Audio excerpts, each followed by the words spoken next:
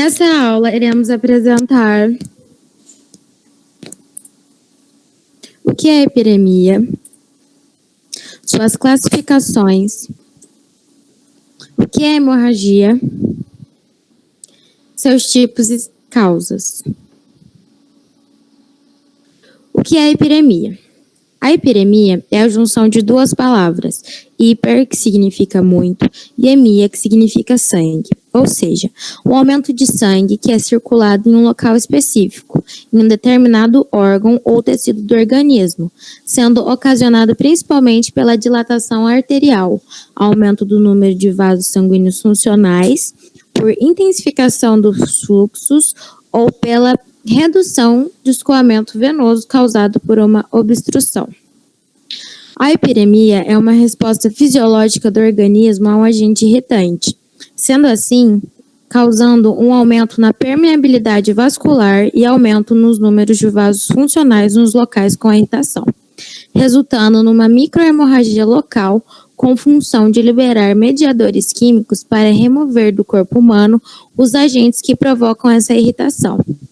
A epidemia pode ser classificada em epidemia ativa ou epidemia passiva. Bom, agora eu vou falar sobre a epidemia ativa.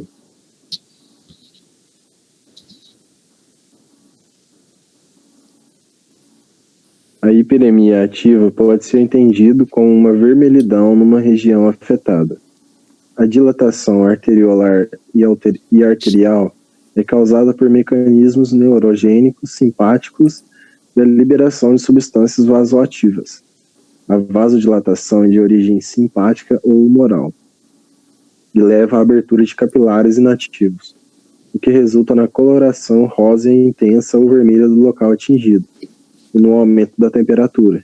Ao microscópio, os capilares encontram-se repletos de hemácias. A epidemia ativa é classificada como fisiológica e patológica.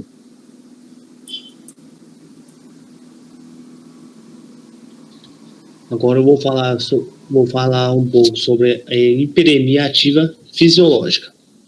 Ela é um resultado de quando há uma exigência funcional do tecido, irrigação, maior dissipação do calor e emoções. Ocorre nos músculos esqueléticos durante o exercício físico, em que há uma maior irrigação com a dissipação de calor. Na mucosa gastrointestinal, durante a digestão, em que há uma maior concentração de sangue no local gastrointestinal. Na pele, em ambientes quentes. No cérebro, durante o estudo. Glândula mamária, durante a lactação. O rubor facial após a hiperestimulação psíquica. Corpos cavernosos penianos durante excitação sexual. Já a hiperemia ativa patológica é causada por uma inflamação onde tem um aumento do fluxo sanguíneo devido à liberação de mediadores químicos, resultando na vasodilatação, repleto de sangue e a presença de células de defesa. Apresenta-se rubor, vermelhidão, edema, inchaço e o calor. Com exemplo, o abscesso e a febre. Hiperemia passiva. Na hiperemia passiva, tem o impedimento do retorno venoso, no qual chega sangue arterial no órgão e vai para a veia. Porém, na veia, tem obstrução na estagnação do sangue venoso, promovendo extravasamento de fluido, resultando em inchaço. Ela pode ser classificada em hiperemia passiva localizada e hiperemia passiva sistêmica. Na hiperemia passiva localizada, tem como característica pela diminuição da drenagem venosa por uma resistência pós-capilar e pode ser subdividida em aguda, que é resultado de uma obstrução de uma veia, e crônica, que é resultado de uma compressão gradual do retorno venoso. E temos também a hiperemia passiva sistêmica, que são processos que dificultam o retorno venoso sistêmico, ou seja, como exemplo, insuficiência cardíaca. As consequências. O edema é um resultado do aumento da pressão hidrostática, que eleva a filtração e reduz a reabsorção capilar. A degeneração, a necrose, a hipertrofias e a fibrose é devido à redução do fluxo de oxigênio e nutrientes. A trombose é por uma diminuição na velocidade do fluxo. E as hemorragias ocorrem por a diabedese ou por uma ruptura dos capilares e pequenas vênulas. Em um quadro de normalidade, o fluxo sanguíneo ocorrerá normalmente pela artéria, órgão e veia. Na hiperemia ativa, vai ocorrer o aumento do fluxo sanguíneo, em consequência, o aumento no volume no órgão, por conta do acúmulo do sangue e a diminuição da passagem do sangue pela veia. E na hiperemia passiva vai ocorrer a diminuição do fluxo sanguíneo, ocorrendo assim o aumento do volume do fluxo sanguíneo no órgão, por conta de uma obstrução na veia, impedimento do fluxo do retorno venoso.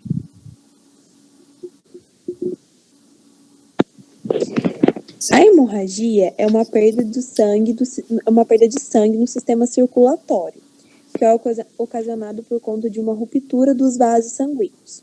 Quando isso ocorre no corpo, ele aciona o mecanismo fisiológico para combater.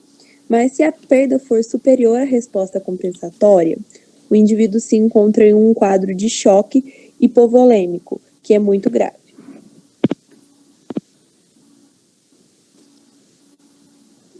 Tipos de hemorragia. A hemorragia ela pode ser classificada em interna ou externa. A hemorragia interna ela não é visível, ou seja, todo o sangue perdido se acumula nas cavidades do organismo, como por exemplo no crânio, no abdômen, tórax, entre outros locais. A hemorragia externa pode ser dividida em arterial, venosa e capilar. Arterial é quando o sangramento é vermelho vivo, em jatos, pulsando em sincronia com os batimentos cardíacos. A venosa é quando o sangue está saindo de uma veia, ele é uniforme e de cor escura. E a hemorragia externa capilar é quando o sangue está escoando de uma rede de capilares, com cor avermelhada, normalmente menos viva que o sangue arterial, e o fluxo é mais lento. As causas da hemorragia. 3 fatores são necessários para ajudar os vasos sanguíneos lesionados a parar de sangrar. E no caso vão ser as plaquetas, que são células sanguíneas que ajudam na coagulação sanguínea, os fatores de coagulação do sangue e o estreitamento do vaso, que no caso é a constrição. A ausência de algum desses fatores pode levar a excessiva hemorragia ou à formação de hematomas. As causas mais comuns são a deficiência grave de plaquetas, uso de medicamentos que inibem a coagulação, que no caso são os anticoagulantes, e doença hepática. E como causa menos comum, pode-se citar a hemofilia, que é um distúrbio hereditário no qual o corpo não produz quantidade suficiente de fatores de coagulação. Tratamento. As pessoas com um quadro de hemorragia mais severos necessitam de líquidos intravenosos e, às vezes, transfusões de sangue. Indivíduos com contagens de plaquetas muito baixas precisam, com frequência, de transfusões de plaquetas. Agora as perguntas. Primeira questão. De acordo com a hiperemia ativa, marque VOF. Primeira alternativa. Ela é classificada em hiperemia ativa, fisiológica e patológica. Segunda. A hiperemia ativa é causada por uma obstrução arterial. Terceira. Durante a digestão, o trato gastrointestinal apresenta hiperemia fisiológica. Segunda questão. De acordo com a hiperemia passiva, marque VOF. Primeira alternativa. Pode ser classificada em hiperemia passiva, localizada e sistêmica. Segunda. Na hiperemia passiva localizada, pode classificar ainda em epidemia passiva localizada aguda, compressão gradual, e epidemia passiva crônica, obstrução de uma veia. Terceiro, as consequências de epidemia podem ser hemorragias, degeneração, necrose, edema, hipotrofia, fibrose e trombose. Terceira questão. Relacione as colunas de acordo com a sua classificação de hemorragias. A. Para interna. B. Capilar. C. Venosa. D. Arterial. E. Externa. Pode ser dividido em arterial, venosa e capilar. Quando o sangramento é vermelho vivo, em jatos pulsando em ciclonia com batimentos cardíacos. Não é visível, ou seja... O que aconteceu? Não é visível, ou seja, todo o sangue perdido se acumula nas cavidades do organismo, como, por exemplo, no crânio, abdômen, tórax, entre outros. É quando o sangue está saindo de uma veia, ele é uniforme de cor escura. É quando o sangue está escoando de uma rede de capilares com cor avermelhada, normalmente menos livre que o sangue arterial, no fluxo mais lento. Última questão. Sobre a afirmativa abaixo, verifique se ela é verdadeira ou falsa. As causas mais comuns da hemorragia são deficiência grave de plaquetas, uso de medicamentos que inibem a coagulação, ou anticoagulantes, e como causa menos comum pode-se citar a hemofilia, que é um distúrbio hereditário na qual o corpo produz quantidade suficiente de fatores de coagulação.